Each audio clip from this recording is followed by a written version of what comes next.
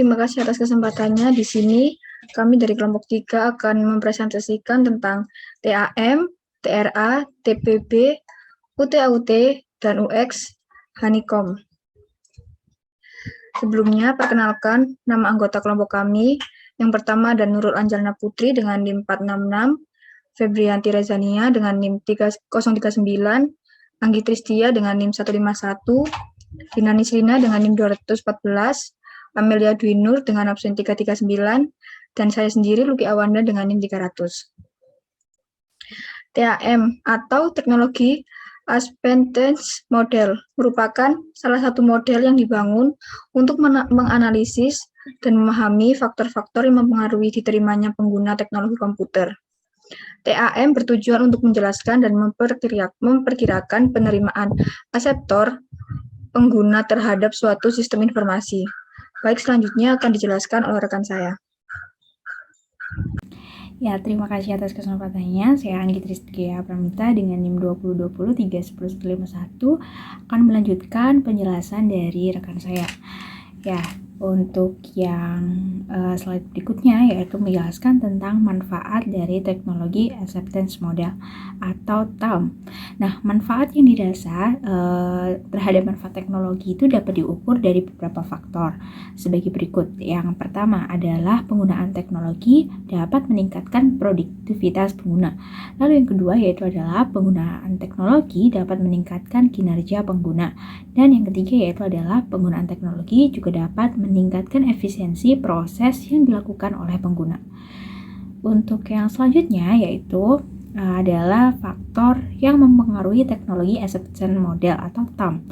Yang pertama yaitu adalah perceived usefulness, yaitu adalah suatu tingkatan di mana seseorang percaya bahwa menggunakan sistem tersebut dapat meningkatkan kinerjanya dalam bekerja.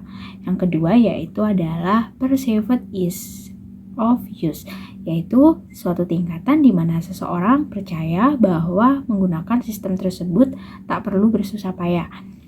Lalu yang ketiga yaitu adalah intention to use, yaitu kecenderungan perilaku untuk menggunakan suatu teknologi. Nah, ketiga faktor di atas yang sudah saya jelaskan itu digunakan sebagai variabel dalam penelitian untuk menentukan bagaimana penerimaan dari user terhadap suatu sistem atau suatu sistem informasi yang ingin dibangun atau yang sudah berjalan. Baik, terima kasih atas kesempatannya. Saya Amelia dengan NIM 339 akan melanjutkan presentasi dari rekan saya mengenai komponen dari TRA. Ada 7 komponen untuk TRA. Yang pertama adalah behavior belief, dan ini mengacu pada keyakinan seseorang terhadap perilaku tertentu, dan di sini seseorang akan mempertimbangkan untung atau rugi dari perilaku tersebut, atau biasa disebut dengan outcome of the behavior. Nah, di samping itu juga dipertimbangkan pentingnya konsekuensi-konsekuensi yang akan terjadi bagi individu bila ia melakukan perilaku tersebut, atau evaluation regarding of the outcome. Lalu yang kedua adalah normative belief. Normative belief ini mencerminkan dampak keyakinan normatif, dan di sini mencerminkan dampak dari norma-norma subjektif dan norma sosial yang mengacu pada keyakinan seseorang terhadap bagaimana dan apa yang dipikirkan orang-orang yang dianggap penting oleh individu atau reference persons. Dan motivasi seseorang untuk mengikuti perilaku tersebut, atau seberapa penting kita menerima saran atau anjuran dari orang lain. Lalu komponen yang ketiga adalah attitude towards the behavior. Sikap adalah fungsi dari kepercayaan tentang konsekuensi perilaku atau keyakinan normatif. Dan persepsi terhadap konsekuensi suatu perilaku dan penilaian terhadap perilaku tersebut ditentukan dalam sikap ini. Dan sikap juga berarti perasaan umum yang menyatakan keberkenaan atau ketidakberkenaan seseorang terhadap suatu objek yang mendorong tanggapannya. Faktor sikap merupakan poin penentu perubahan perilaku yang ditujukan oleh perubahan sikap seseorang dalam menghadapi sesuatu. Lalu komponen yang keempat adalah important norms. Norma-norma penting atau norma-norma yang norma-norma perilaku yang ada di masyarakat adalah pengaruh faktor sosial, budaya yang berlaku di masyarakat di mana seseorang itu tinggal. Unsur-unsur sosial budaya yang dimaksud itu seperti gengsi yang juga dapat membawa seseorang untuk mengikuti atau meninggalkan sebuah perilaku. Lalu komponen yang kelima adalah subjective norms atau norma subjektif. Norma ini dianut seseorang atau keluarga biasanya, dan dorongan anggota keluarga termasuk kawan terdekat juga mempengaruhi agar seseorang dapat menerima perilaku tertentu yang kemudian diikuti dengan saran, nasihat, dan motivasi dari keluarga atau kerabat. Nah, kemampuan anggota keluarga atau kerabat terdekat mempengaruhi seorang individu untuk berperilaku seperti yang mereka harapkan diperoleh dari pengalaman, pengetahuan, dan penilaian individu terhadap perilaku tertentu dan keyakinannya melihat keberhasilan orang lain berperilaku seperti yang disarankan. Lalu komponen yang keenam adalah behavior intention. Niat ditentukan oleh sikap dan norma penting dalam masyarakat, serta ada juga norma subjektif. Komponen pertama mengacu pada sikap terhadap perilaku. Nah, sikap ini merupakan hasil pertimbangan untuk rugi dari perilaku tersebut atau outcome of behavior. Nah, di samping itu juga dipertimbangkan pentingnya konsekuensi-konsekuensi yang akan terjadi bagi individu atau biasa disebut dengan evaluation regarding of the outcome. Komponen kedua mencerminkan dampak dari norma-norma subjektif dan norma sosial yang mengacu pada keyakinan seseorang terhadap bagaimana dan apa saja yang dipikirkan orang-orang yang dianggap penting dan motivasi seseorang untuk mengikuti pikiran tersebut. Lalu komponen yang terakhir adalah behavior atau perilaku. Perilaku merupakan sebuah tingkah yang telah dipilih seseorang untuk ditampilkan berdasarkan atas niat yang sudah terbentuk. Perilaku merupakan transisi niat atau kehendak ke dalam action atau tindakan. Lalu selanjutnya adalah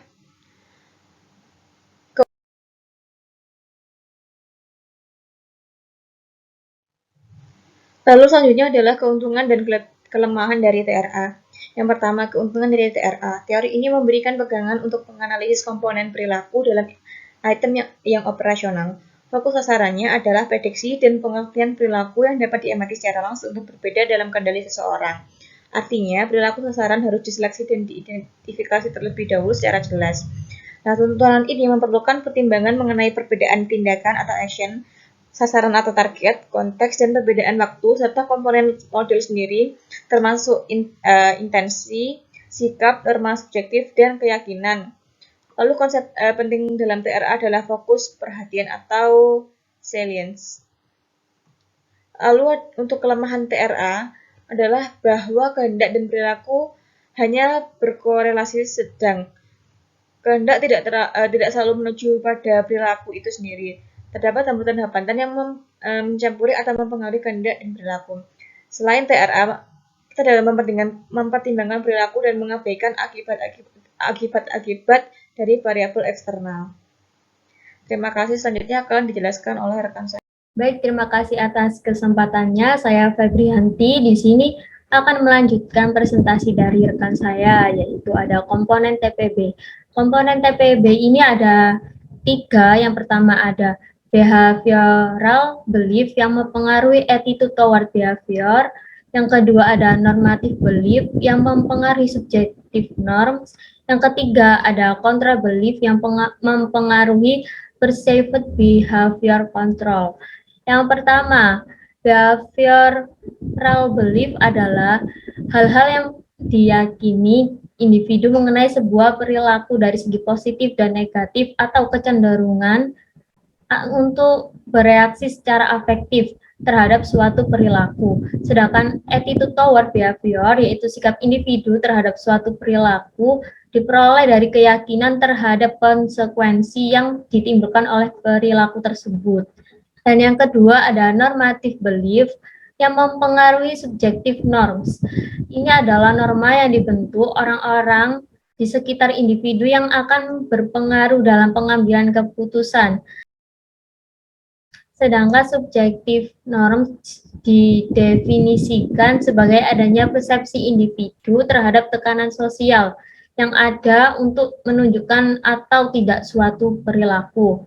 Subjective norms ini identik dengan belief dari seseorang tentang reaksi atau pendapat orang lain atau kelompok, tentang apakah individu tersebut perlu, harus atau tidak boleh melakukan suatu perilaku, dan memotivasi individu untuk mengikuti pendapat orang lain tersebut.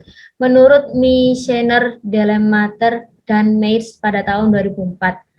Yang ketiga, ada control belief yang mempengaruhi perceived behavior control. Ini adalah pengalaman pribadi atau orang di sekitar yang mempengaruhi pengambilan keputusan individu. Perceived behavioral control adalah keyakinan bahwa individu pernah melaksanakan atau tidak pernah melaksanakan perilaku tersebut. Selanjutnya ada kelebihan dan kelemahan TPB. Kelebihannya adalah teori ini dapat memberi pegangan untuk menganalisa komponen perilaku dalam item yang operasional. Hal ini memudahkan berbagai tipe pencegahan yang dapat dipertimbangkan. Sasaran teori ini adalah prediksi perilaku yang dapat diamati secara langsung dan di bawah kendali seseorang. Kelemahannya yaitu teori ini masih relatif baru dan kurang banyak digunakan dan kurang banyak dikenal. Selain itu, pemanfaatan teori ini membutuhkan bantuan atau kontrol dari orang lain. Orang lain sangat berpengaruh terhadap komponen teori ini. Selanjutnya ada contoh penerapan TPB. Contohnya adalah perilaku mencontek. Perilaku mencontek masih saja dilakukan oleh para pelajar di Indonesia. Dari SD sampai perguruan tinggi, bahkan kalangan masyarakat umum pun juga ada yang melakukannya. Theory of Planned Behavior atau TPB ini dapat digunakan untuk mengidentifikasi perilaku mencontek. Desain yang digunakan kuantitatif prediktif dengan menggunakan skala TPB dan skala intensi mencontek. Jumlah subjek sebanyak 211 orang. Teknik yang digunakan dalam pengambilan sampel adalah cluster sampling. Hasil penelitian menunjukkan ada pengaruh yang positif dan signifikan antara TPB dengan intensi mencontek dan menunjukkan bahwa TPB dapat digunakan untuk memprediksi intensi mencontek.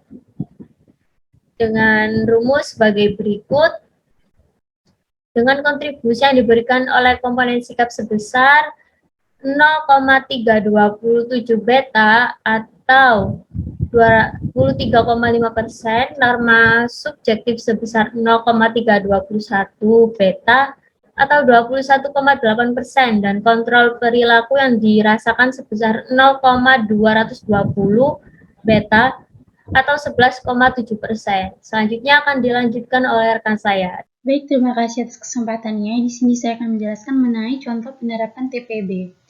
Perilaku mencontek masih saja dilakukan oleh pelajar di Indonesia dari SD sampai perguruan tinggi. Bahkan kalangan masyarakat umum pun juga ada yang melakukannya. Theory of Planned Behavior dapat digunakan untuk mengidentifikasi perilaku mencontek. Desain yang digunakan kuantitatif prediktif dengan menggunakan skala TPB dan skala intensi mencontek. Jumlah subjek sebanyak 211 orang. Teknik yang digunakan dalam pengembalian sampel adalah cluster sampling.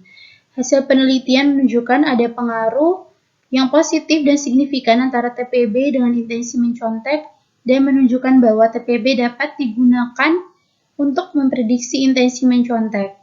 R sama dengan 0,57 dan P-nya sama dengan 0,00. Dan kontribusi yang diberikan oleh komponen sikap sebesar 0,327 atau sebesar 23,5%.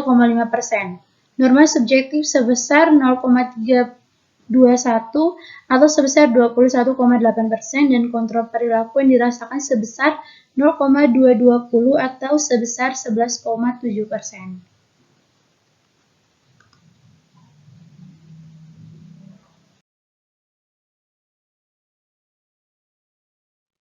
Selanjutnya itu mengenai UTAUT. Model teori yang terbentuk dari kombinasi model-model teori sebelumnya seperti TRA, TAM, TPB, motivational model, model pemanfaatan personal komputer, teori difusi, inovasi, dan SCT, determinan atau faktor penentu terhadap tujuan dan penggunaan teknologi informasi, yaitu ekspektasi kinerja, ekspektasi usaha, pengaruh sosial dan kondisi pendukung, serta 4 variabel sebagai moderator atau faktor penunjang, yang dimana antara determinan atau faktor penentu dengan tujuan dan penggunaan teknologi informasi, yaitu jenis kelamin, usia, pengalaman, dan kesukarelaan.